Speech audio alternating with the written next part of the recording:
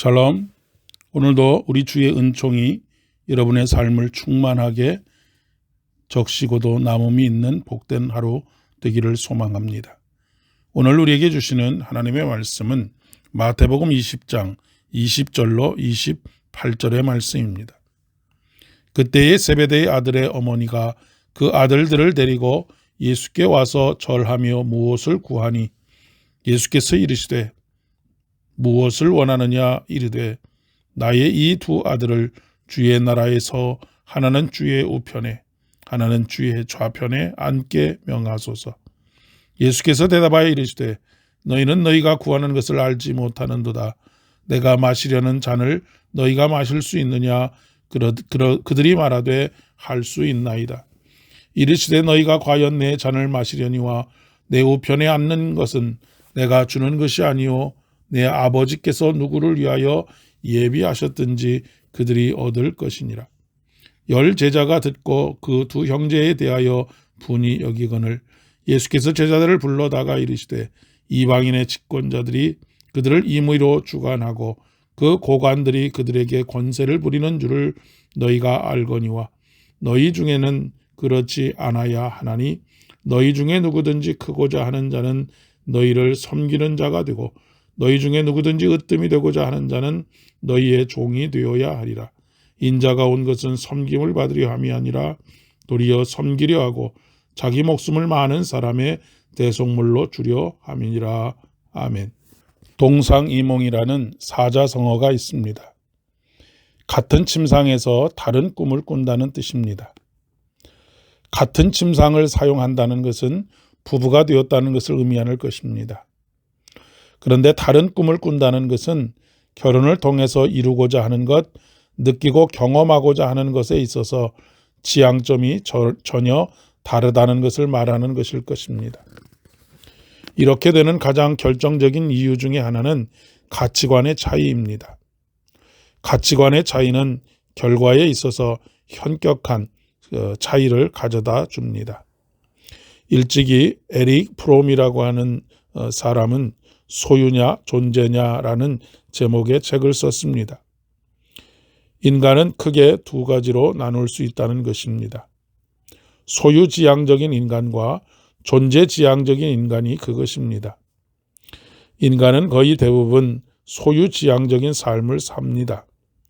소유지향적인 삶은 욕망과 깊은 연관을 가지고 있습니다.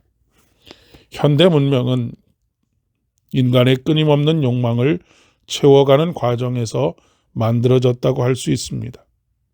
행복은 끊임없이 욕망하고 그 욕망이 채워지는 과정을 통해서 얻어진다고 믿기 때문입니다.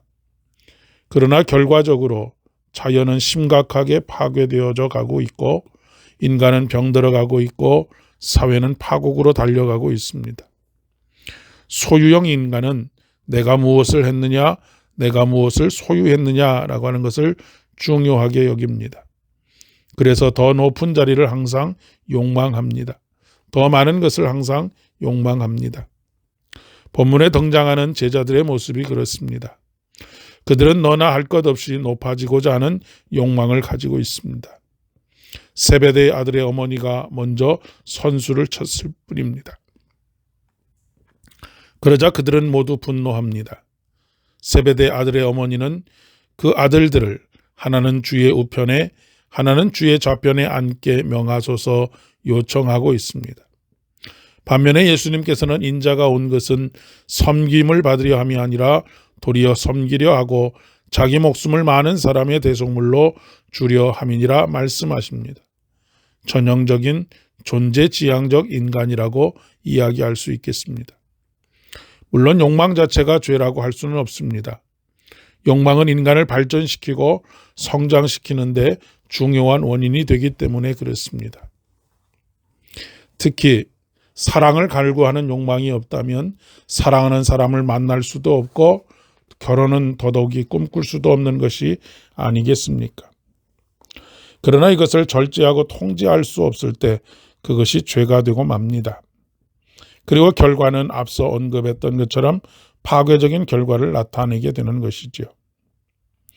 섬기는 자가 된다는 것, 그것은 단순히 봉사하는 삶을 살라는 의미가 아닙니다. 내 있는 것을 팔아 가난한 자들에게 주고 나를 쫓으라 라고 하는 말씀은 단순히 재산을 팔아서 가난한 자에게 주라 그리고 나를 쫓으라 라고 하는 것이 아니라 예수님과 같은 존재형 인간으로서의 삶을 살아가라는 초청인 것이지요. 하나님의 형상으로서의 인간됨을 말하는 것입니다. 예수님께서는 좋은 나무가 좋은 열매를 맺고 못된 나무가 못된 열매를 맺는다고 말씀하셨습니다. 좋은 나무가 되면 좋은 열매를 맺게 됩니다. 오늘 하루도 하나님과 같은 꿈을 꾸는 저와 여러분 되기를 바랍니다. 하나님의 꿈이 저와 여러분의 비전이 되기를 바랍니다. 그리고 그 꿈을 이루어드리는 복된 믿음의 여정 되셔서 동상이몽이 아니라 같은 꿈을 꾸고 그 같은 꿈을 이루어드리는 그런 복된 인생 되어지기를 소망합니다. 예수님의 이름으로 간절히 기도드립니다. 아멘. 오늘도 승리하시는 하루 되시기를 바랍니다.